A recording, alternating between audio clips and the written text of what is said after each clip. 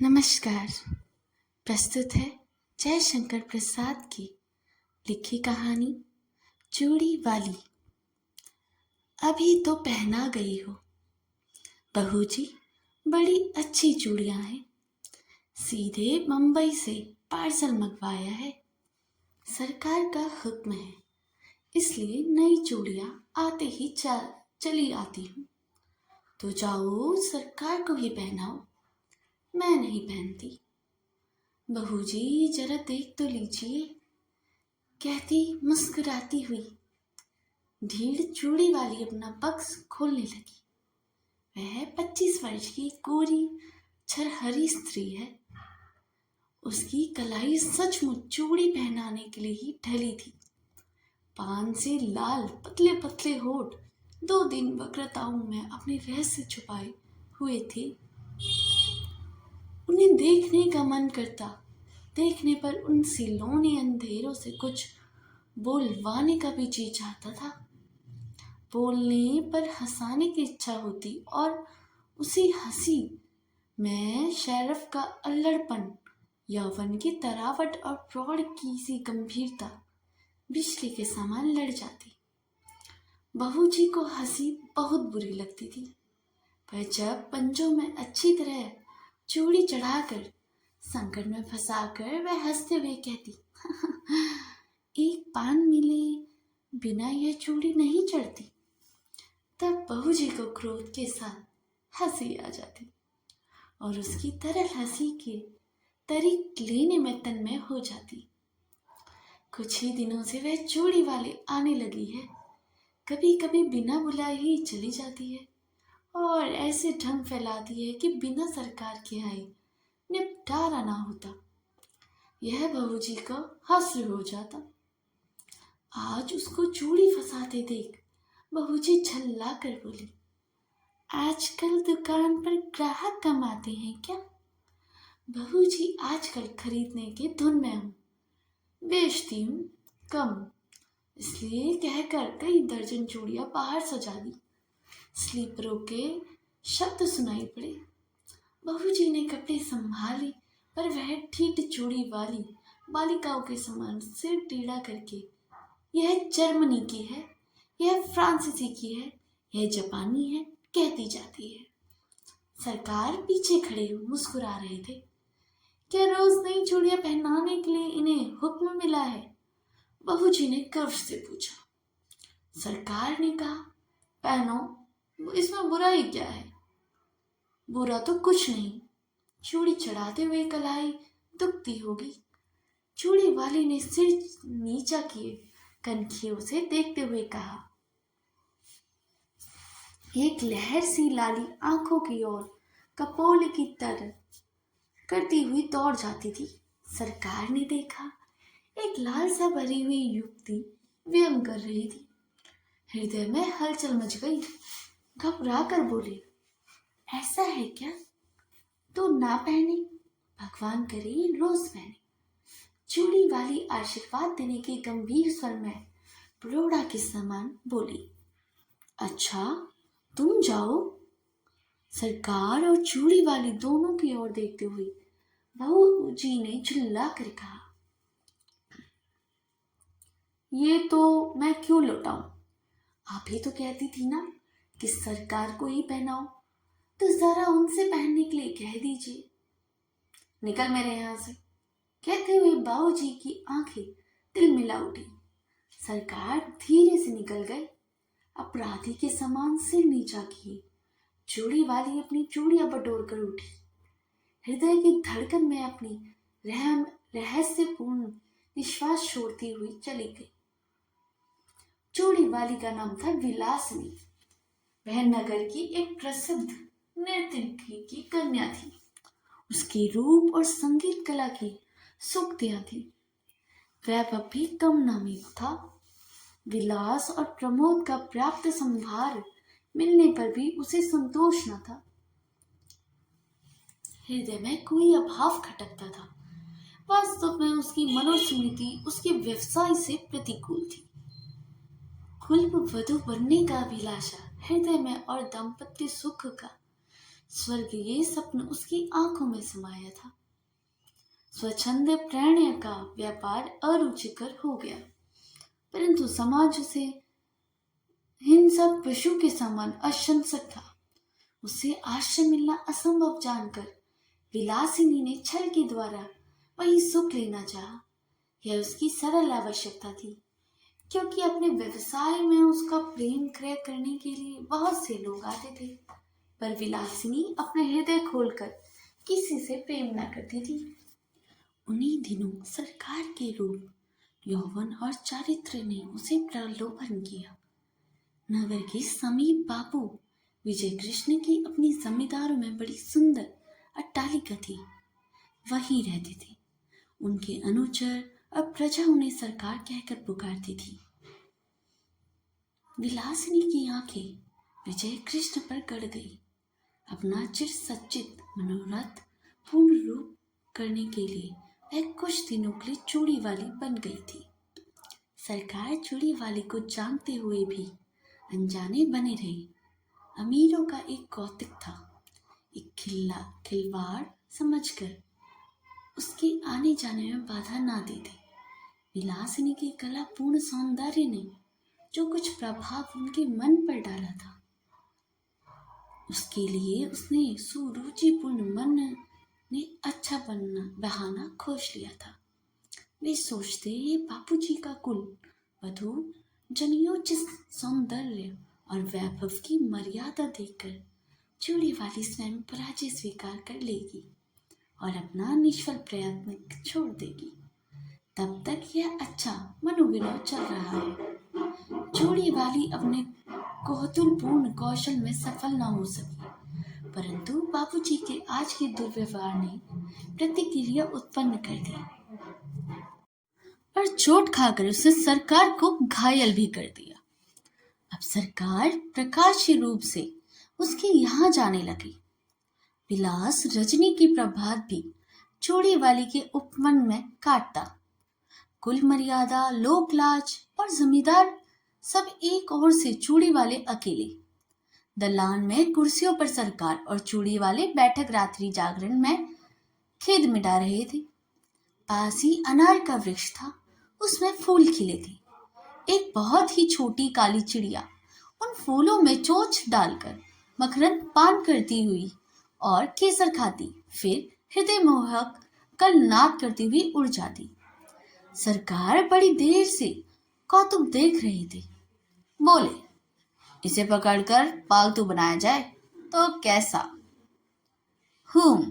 यह फूल सूंघी है, पिंजरे में जी नहीं सकती। उसे फूलों का प्रदेश ही जिला सकता है। स्वर्ण पिंजर नहीं, उसे खाने के लिए फूलों के केसर का चारा और पीने के लिए मकरंद मदिरा कौन जुटाएगा? पर इसकी सुंदर बोली संगीत कला का चरम सीमा है। वीणा में कोई कोई मोड़ ऐसी निकलती होगी, इसे अवश्य पकड़ना चाहिए। जिसमें बाधा नहीं, बंधन नहीं, जिसका सौंदर्य स्वच्छंद है, उस असाधारण प्राकृतिक कला का मूल क्या बंधन है? को रुचि के द्वारा वह कलंकित भली ही हो जाए, परंतु पुरस्कृत नहीं हो सकती।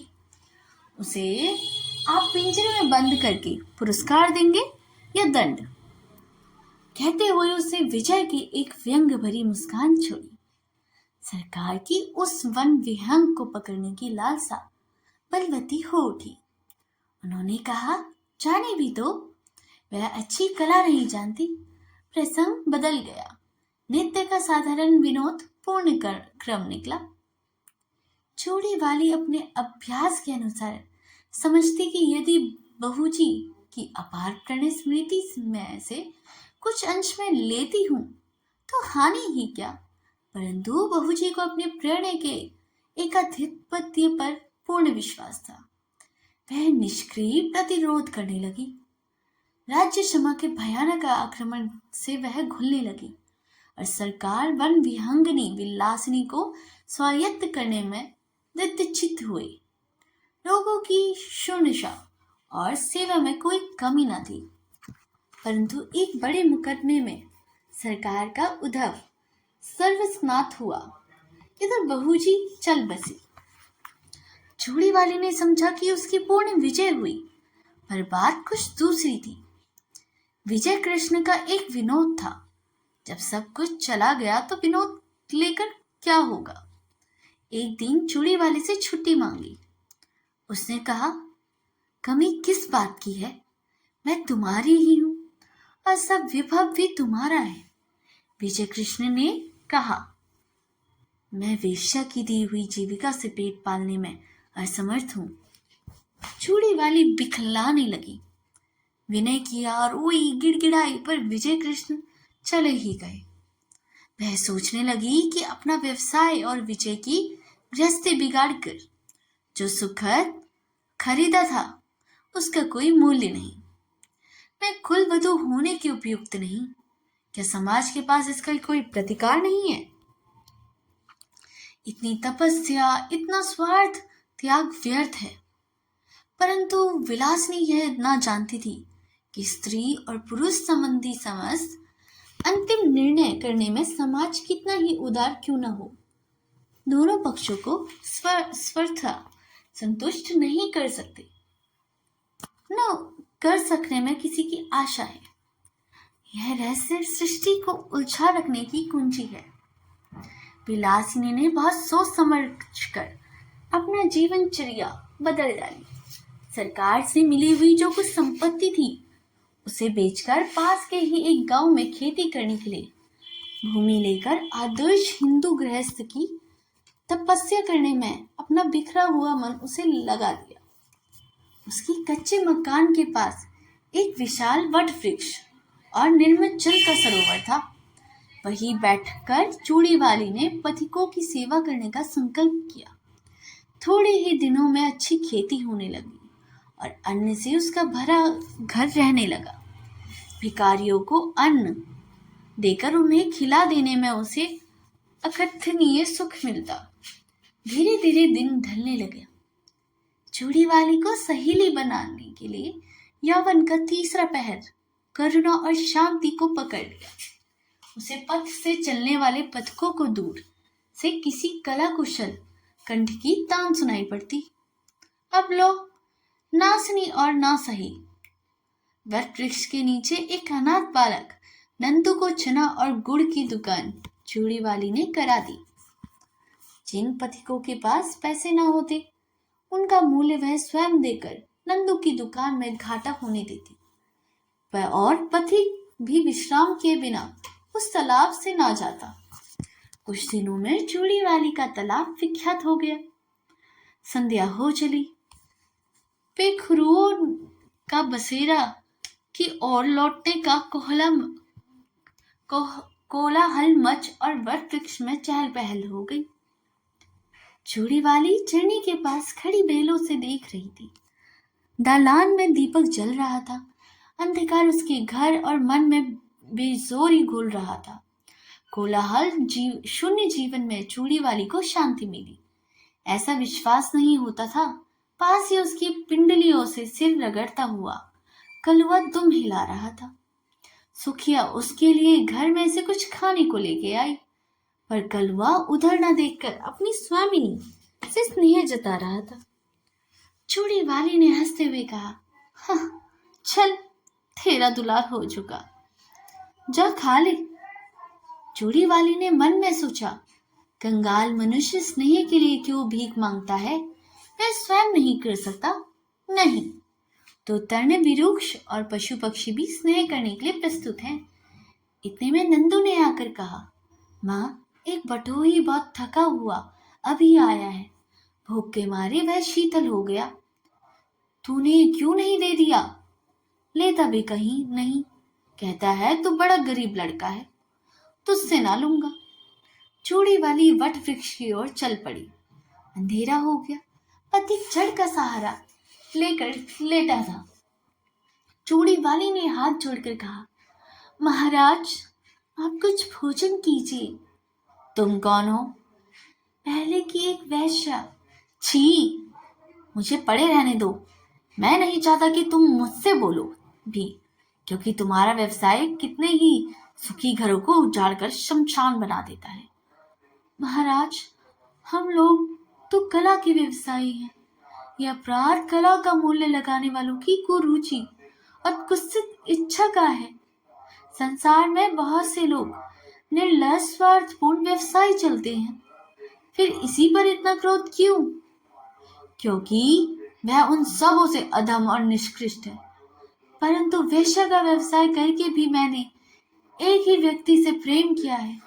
मैं और धर्म नहीं जानती, पर अपने सरकार से जो कुछ भी मिला उसे मैं लोक सेवा में लगाती हूँ। मेरे तालाब में कोई भूखा नहीं रहने पाता। मेरी जीविका चाहे जो रही हो, मेरे अतिथि धर्म में बांधा ना दीजिए। पथिक एक बार ही उठकर बैठ गया और आंख गड़ाकर अंधेरे में देखने लगा। सहसा बोला, चूड़ी वाली। कौन सरकार? हाँ, तुमने शौक हर लिया। मेरे अपराधजनक तमाम त्याग में पुण्य का भी भाग है, यह मैं नहीं जानता। सरकार, मैंने गृहस्थ कुल वधू होने के लिए कठोर तपस्या की है। इन 4 वर्षों में मुझे विश्वास हो गया है कि कुल वधू होने में जो महत्व है वह सेवा का है, ना विलास का। सेवा ही नहीं चूड़ी वाली, उसे विलास का अनंत यौवन है, क्योंकि केवल स्त्री और पुरुष के शारीरिक बंधन में वह परिवसित नहीं है। बाहरी साधनों के विकृत हो जाने तक ही उसकी सीमा नहीं। गृहस्थ जीवन उसके लिए प्रचुर उपकरण प्रस्तुत करता है, इसलिए वह प्रिय भी है और श्रेय भी है। मुझे विश्वास है कि तुम अब सफल हो जाओगी। मेरी सफलता आपकी कृपा पर है। विश्वास है कि अब इतने निर्दय न होंगे। कहते कहते चूड़ी वाली ने सरकार के पैर पकड़ लिए, सरकार ने उसके हाथ पकड़ लिए। तो दोस्तों, ये स्टोरी यहीं पर खत्म होती है। चूड़ी वाली कहानी समाज के ठोस नियमों और स्त्री के आत्मसम्मान की टकराहट को दर्शाती है और एक गहरी सोच को जन्म देती है। इस कहानी में एक ऐसी स्त्री की कहानी है जो एक साधारण चूड़ी वाली नायिका है, जो अपनी मेहनत, ईमानदारी और आत्मनिर्भरता से जीवन यापन करती है और समाज को पहचानने की कोशिश करती है। लेकिन समाज की रूढ़िवादी सोच और पुरुष प्रधान व्यवस्था उसे कई कठिनाइयों का सामना करने पर मजबूर भी करती है। समाज की कठोर वास्तविकताएं और सामाजिक भेदभाव उसको जीवन को आसान नहीं बनने देते। स्त्री के आत्मसम्मान और समाज में उनके संघर्ष, प्रेम और यथार्थ के बीच द्वंद्व और समाज में महिलाओं की स्थिति को यथार्थ चित्रण भी किया गया है। तो दोस्तों, अगर आपको कहानी अच्छी लगी हो तो इसे लाइक, सब्सक्राइब और शेयर जरूर कीजिए और अपने परिवारजनों और मित्रों के साथ इसको साझा भी कीजिए, ताकि मेरे द्वारा लाए गए वीडियोस का नोटिफिकेशन आप तक हमेशा बना रहे। और इसके साथ लगे हुए बेल आइकन को भी दबाना ना भूलिएगा। तो मिलते हैं अगली कहानी में। तब तक के लिए धन्यवाद।